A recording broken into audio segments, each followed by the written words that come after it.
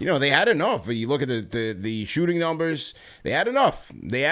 And between, what they had out there to play make and the isolation by OG, who was a monster, and Deuce hitting the outside shots, creating for himself, they had enough.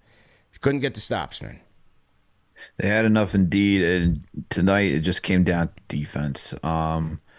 Look, Butler, Steph just finding open shots all night long. Draymond being the connector that he was. Guys were just wide open, man. I mean, even Moses Moody got it going from downtown. He was wide open. Yeah, Moses for Moody, threes, he was man. great tonight.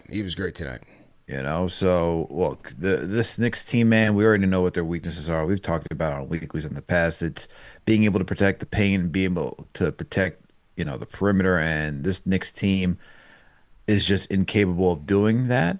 And this is why they're leaning so heavily into the offense, right? And even though 113 points is enough, this is where you miss Jalen Brunson because he gives you that extra firepower in order to take them over the top. Just because, well, Josh Hart, for as much as a playmaker that he was, or just a facilitator, I wouldn't say a playmaker, right? He only came up with 5 points. You need somebody like Brunson who can also pour in another 20 plus points, which is what was certainly needed in tonight's matchup against the Warriors. And just another difficult night, man, where you just look at you're missing one player, whether it's just in this case, it's now Jalen Brunson who injured his ankle again. You maybe like I thought I was gonna see him again tonight just because look, he was questionable to return during last night's game, saying, "Hey, look, throw that game out the window. Don't even want to bring him back into this. Let's save him for tonight." Yeah. He doesn't play tonight, and so when you're just missing one player of the top seven for this unit, it is just an uphill battle for this team. But man, Nick's got to do some soul searching, man, and figure out what they got to do defensively because you're not going to be in many games if you're going to continue to let guys just get into the paint and just knock down threes all willy nilly. I mean, there was just no resistance. It was a walkthrough again, and this time for the Warriors. Again, give them credit. I thought, Moody really set a good tone for them. Pods gave him the energy. Melton was a really good two-way force for them. He's really on an uptick, and they've won 10 out of their last 14. So give them credit because they have been playing well despite the whole weird Kuminga situation going on. But that's their issue. With the Brunson thing, I thought Ian Begley had a good point today when he talked about Cap potentially being available for today. He was like, you really don't see Cap, if he's available to finish out a game in which he left, he's going to finish the game. You really don't see Cap saving himself for the next night. So that's why I was kind of on the pessimistic side in terms of him coming back for this game. But nevertheless, you had another guy out there, and the spotlight was on Karl Anthony Towns tonight after the lackluster effort in the Knicks loss to the Kings, and saw some bright spots early when the offense was humming. You saw some bright spots, but then, boom, picks up the second foul. And I almost want to blame Josh Hart for that, but as they're trying to play with a quicker pace, you're giving it to him again at the top of the key, and then it's like he's trying to drive through two people. Melton gets the strip, and then Karl gets caught with his hand in the cookie jar. It's like a typical Towns foul where it's just like, damn, bro. But I say that to say, once you get that too, your aggressiveness is cooked. Now you're in the hands of Draymond Green, and that's what it seemed like from that point on. He was just, you're in his mind game. You're in the Draymond Green mind game, and he couldn't escape it. Well, that's the thing, CP. It's that for even how aggressive he started out and how it was bright early for Towns, it's the recognition and understanding. This is the attention to detail that we talk about. And this is not just for Towns. This is for everybody, man, on the Knicks. It's the attention to detail, which is the carryover from last season, where you got to know your opponent and know what they're trying to do. And Draymond and everybody else on the Warriors are going to try to lull you into making silly mistakes, silly fouls, so that way they could take away the aggression. They know that if you allow Towns to play his game and not get into any foul trouble, he's going to be effective. So so you got to figure out ways. Hey, how do you bait him into doing all the things that he shouldn't be doing. Yeah. And that is what takes like even a role player from good to great, understanding how do you get under a player's skin? How do you put them at a disadvantage? And look, you look at Towns tonight, he ended with a game with 5 fouls, right? So you talk about ending with 5 fouls and you're losing that battle of being able to play your game and be aggressive as you want. And then it does the same thing, which look, we already know that Towns, he's going to be in the hole with a lot of rest because he has a reputation throughout the league. But once you even just do a little bit, it's like, oh, they're just going to hyper focus on you throughout the game and then really pay attention to any minor mistake. But this is just stuff that he has to learn, man. But this goes for everybody on the team. Like this team, like everyone's got their own weaknesses, man. And I know it might seem repetitive that we focus it on Towns, but he is the highest paid player, and he is one of the pillars that's going to help take this team to the promised land. So that's why he gets talked about the most. But you know what? Let's go to the flip side, man. I don't want to talk about doom and gloom with Towns all day. How about the dog, man? How about the dog tonight? He showed up. The dog showed up tonight, man. He played ferocious. He would not let his team go quietly into the night, man. 25 points, 10 of 20 from the field. Only 4 threes for the dog, Al. He saw there was no captain. There was no playmaker. He had to play with force, attacking the basket, kept the contact balance, was a bit more on his side. You know, didn't he hit the deck a couple times, but he was more or less in control. I thought the dog was phenomenal tonight offensively, man. He was aggressive. And Yeah. I think it's more so what stood out to me is that he was attacking the basket with such ferociousness, man. Yeah. I mean, everybody was stepping out of his way for the two-handed slams that he continued to do throughout the entire night. And when you're looking for offense after last night's performance and defensively, I thought he did a good enough job as you can ask for this type of matchup, man. I mean, they stayed into it. The Knicks had a good lead going into 17. starting off this game, man. Yeah. And OG was part of that. OG was part of that offensive like flow for them to have a good lead against the Warriors and even give you some confidence saying, hey, maybe this thing could go down to the wire. OG was just good tonight, man. Absolutely good. What you want to see from one of your highest paid players for the night. Good outing by OG, man. Good bounce back game for him.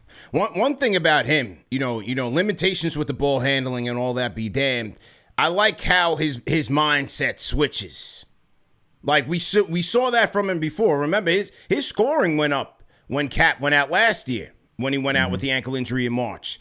Like he gets that switch where it's just like, all right, now I got to turn up for my team because Cap is out. And Cat, we might get him back tomorrow, the next game, but I got to get to it for my team tonight. I just loved OG's mentality and really attacked the basket with ferocity. Even Deuce, again, similar situation where it's like, all right, you know the limitations in terms of the playmaking, getting into the teeth of the defense, so you're going to have to hit tough shots. And I thought Deuce did that tonight. Both those guys, 25 points. He had 50 points between those guys. 9 of 16 from the field for Deuce. 6 of 12 from downtown. Knocked down six threes, 50% from downtown. 6 dimes for Deuce. Did what he could starting at the point guard spot, man. You know, for McBride, and this also goes to OG, these guys were very confident and very calculated in what they wanted to do tonight, which makes it even better. And just even touching on OG again, it's like he didn't try to do any of that tween stuff. He was like, he got the ball. He was like, I'm just going downhill, and I'm going to attack that way. If I got an open shot, I'm going to take an open shot. And that's the same thing with McBride for tonight too, man. Nothing crazy. He played within his envelope. Just a very solid, very well-rounded game.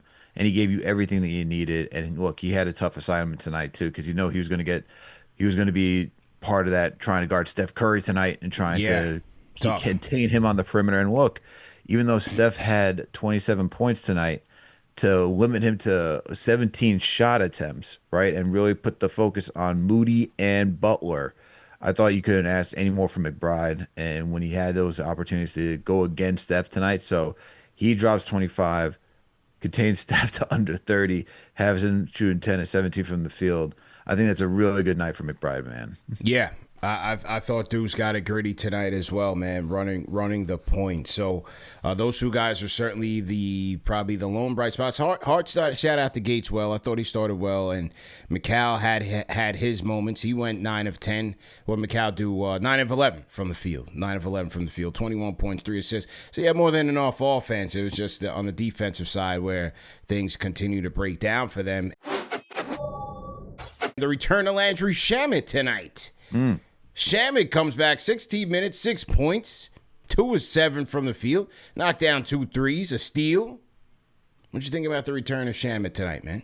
Look, man, the one thing I like about Shamet is his energy. He's always going to be energetic on the defensive end. He's going to try, right? He's going to give you a lot of effort there.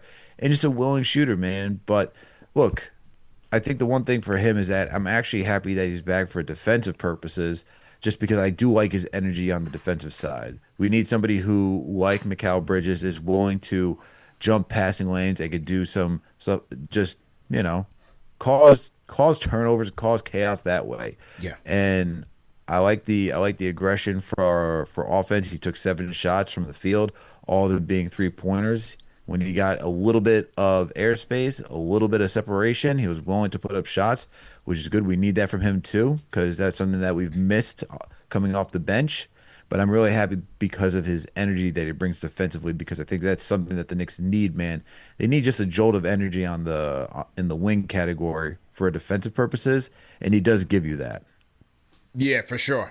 I thought he did give him some good energy out there. Looked good, moved well. Obviously, you hope that he gets into a groove, knock down a couple more shots. But overall, he gave him some good energy. So welcome back to Landry Shamet. Okay, let's get to the key stats tonight. Then we'll get to the calls and wrap up, man. Rapid fire post-game show.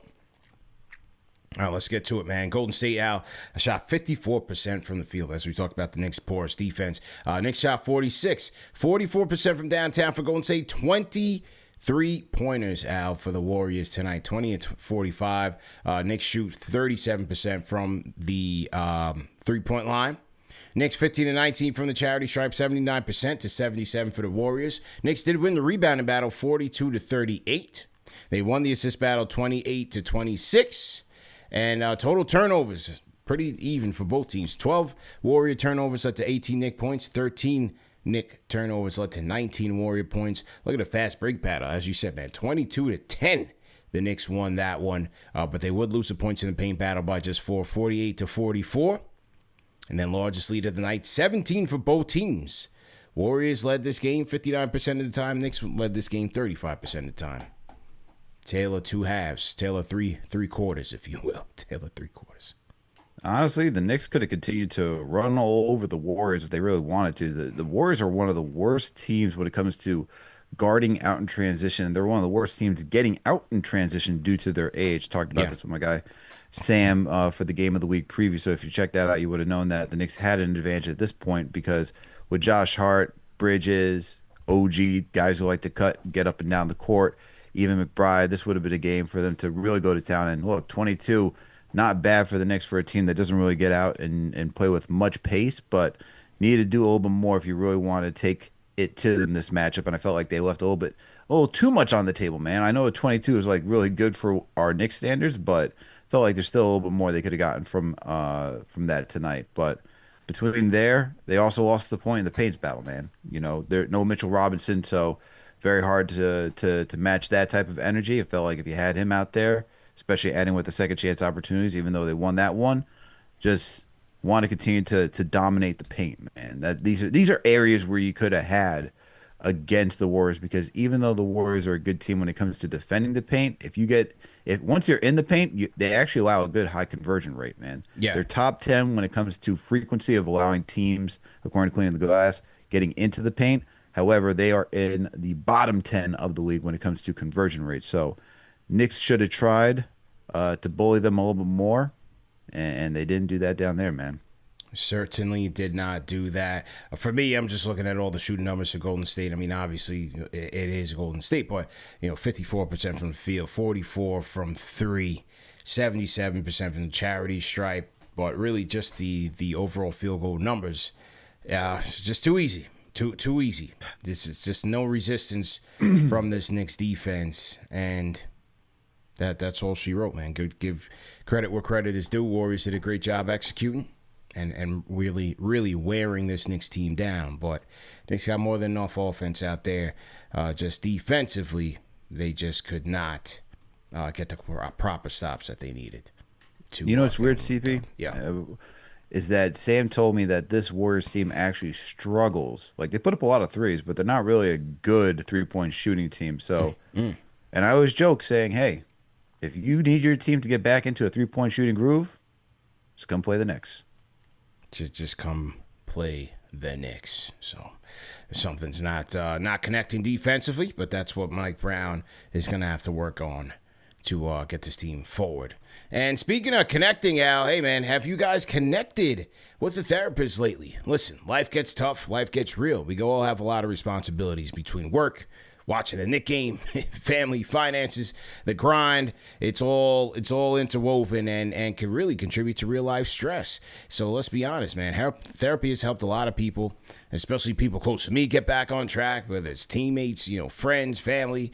Sometimes you just need someone who can help you sort things out. The only problem is that finding a therapist can be difficult, and sometimes the cost can be through the roof, as we see what's going on in today's climate with all the insurance issues. So, listen, that's why I recommend Rula. Check them out, rula.com/KFTV to get started today. They make therapy simple and accessible. They work with most major insurance plans, and sessions can cost as little as $15, which is literally the price of like a quick lunch in the city. They've got over 15,000 licensed therapists, fully vetted, and they match you with someone based on your needs. No guessing, no long wait lists. You can get an appointment as soon as the next day. So if you've been thinking about therapy or even just curious, Rula removes the excuses. So once again, go to RULA. That's rula.com/KFTV to get started today. This Knicks team is in trouble, bro. Second worst defensive team in the league since New Year's Eve. We lost 7 of the last 9 of the last 15. Like you guys touched on, I wanted to talk about that. Like Draymond beefing with Cat all through the night, and you got Mike Brown dapping it up with them after the game. He's not setting the culture. What's happening is like the team is just chucking up threes, and then what happens is Cat don't get down on the other side, so you're playing 4 and 5. It's not a sustainable like offensive flow. Yabusele play ball like he's 8 months pregnant. Trade him for like a coloring book. And then finally, I think it's over for Cat, man. Like the team don't got his back. He's just checked out mentally. He's shown you who he is over the years, right? And I think this is the last thing I want to say is like we watched this with Ewing. He didn't have a star player around him. We watched this with Melo. Now we watch it with JB. Like that's why I keep saying every night, Giannis. Yeah, but I mean, you in one breath you're saying it's over for Cat, and on the next breath you're saying let's trade him for Giannis. What the hell makes you think Milwaukee wants this? Well, that's the thing. Cat's the only player in the league that can match him salary wise, unless you go the opposite route, which is like OKC got all the picks, but then they got to give up multiple players to match salary wise, which they're not going to do. So the New York trade is actually that's a major trade chip, right? Is that salary cap that he has? It's part of it, but you got to put in talent and some draft picks. You got to. This is a team that's about to lose their icon, one of the 3 greatest in franchise history. On the flip side, though, Milwaukee's 17-24, and they keep losing. So yeah, I don't think. Yeah. Now you're right. Giannis not going to stay there for too much longer, right? If he stays past the deadline, he's getting shipped in the offseason. I don't know, man. I think the writing is becoming on the wall for him. But, listen, man, I'm keeping the faith, man. Well, maybe we'll see what's up in town, see if he can shake out of it. We're a long ways away from April, man. Let's just get to the playoffs, man, healthy. Get Cat back.